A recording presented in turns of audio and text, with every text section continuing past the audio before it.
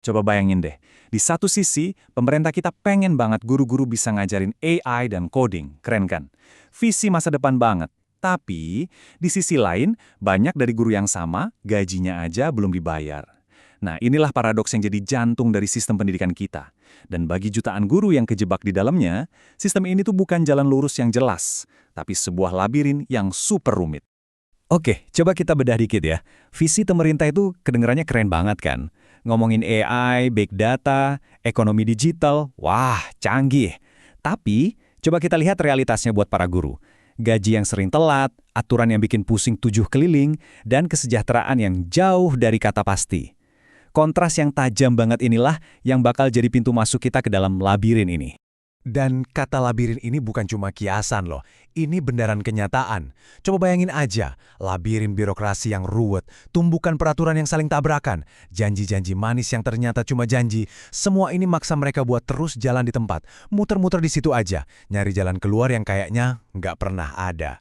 Jadi gimana cara kita ngebongkar semua ini? Yuk kita telusuri bareng-bareng 5 lorong utamanya. Kita bakal mulai dari lorong birokrasi, terus masuk ke jebakan hukum yang ternyata tumpul, kita bakal ungkap fenomena mutasi guru imitasi, lihat kenapa suara mereka kok malah pecah, dan yang paling penting, kita coba cari peta buat jalan keluarnya. Siap? Oke, lorong pertama, labirin birokrasi. Nah, disinilah semua kebingungan itu dimulai. Coba deh kita tanya satu pertanyaan simpel. Siapa sih yang sebenarnya ngurusin guru di Indonesia? Jawabannya, wah lebih ribet dari yang kita bayangin. Lihat aja daftar ini. Ini bukan daftar biasa loh, ini potret kekacauan. Ada Kemendikbud, Kemenak, Kemenkyu, Kemendagri, BKN, Pemda. Setidaknya ada 9 pemain besar. Hasilnya? Ya udah bisa ditebak. Wewenang tumpang tindih, saling lempar tanggung jawab, dan akhirnya para guru dibikin bingung harus lapor ke siapa. Inilah fondasi dari labirin itu sendiri. Dan kekacauan ini seolah-olah disiram bensin sama politik anggaran. Konstitusi kita kan bilang 20% APBN itu buat pendidikan. Angkanya fantastis, 769 triliun rupiah. Gede banget, tapi coba tebak, duitnya lari kemana? Lebih dari sepertiganya dipakai buat program yang bahkan bukan urusan inti pendidikan, kayak makan bergizi gratis. Sementara kementerian yang ngurusin guru cuma dapat remahannya. Ini benar-benar salah prioritas. Sekarang kita masuk ke lorong kedua. Nah, lorong ini sedikit lebih gelap. Disinilah harapan para guru ketemu sama kenyataan pahit. Di sini ada sebuah undang-undang yang di atas kertas kelihatannya kayak pahlawan pelindung, tapi nyatanya malah jadi jebakan maut. Dengerin deh kalimat ini.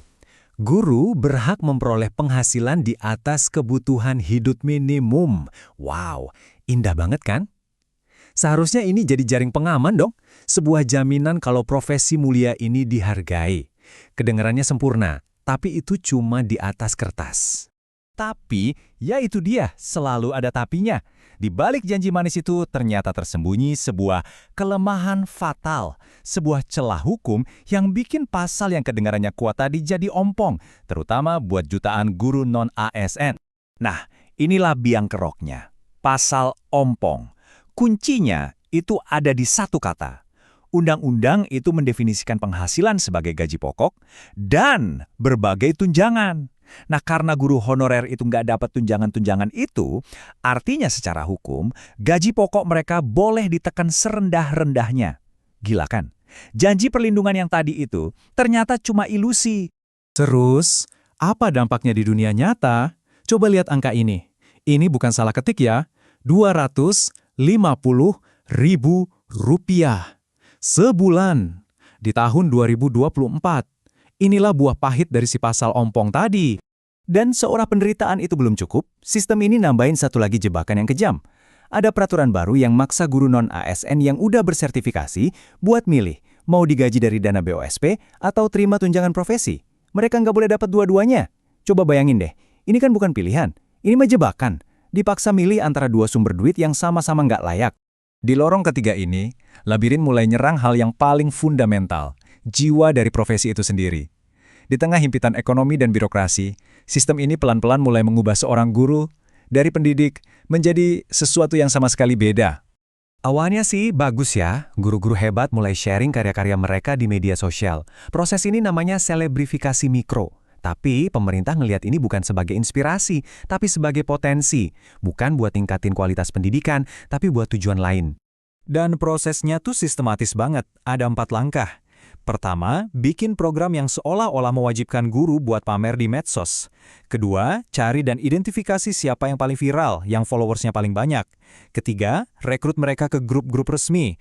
Dan langkah terakhir, mereka bukan lagi cuma guru, tapi dijadiin buzzer, corong kebijakan pemerintah, yang tugasnya ngegaungin narasi pemerintah dan ngeredam kritik. Dan hasil akhirnya, ya ini dia, guru imitasi, sebuah produk mutasi yang menyedihkan. Identitas mereka bukan lagi berakar pada dedikasi di ruang kelas, tapi pada engagement di algoritma media sosial. Oke, kita masuk ke lorong berikutnya. Logikanya kan dengan semua masalah ini guru bakal bersatu dong, lawan bareng-bareng. Tapi kenyataannya malah kebalikannya. Ada lebih dari 70 organisasi guru di Indonesia.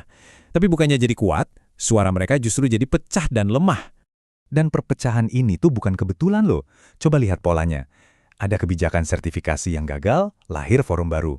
Ada rekrutmen PPPK yang dibikin ribet dengan kasta P1 sampai P5, lahir lagi grup-grup baru yang saling sikut.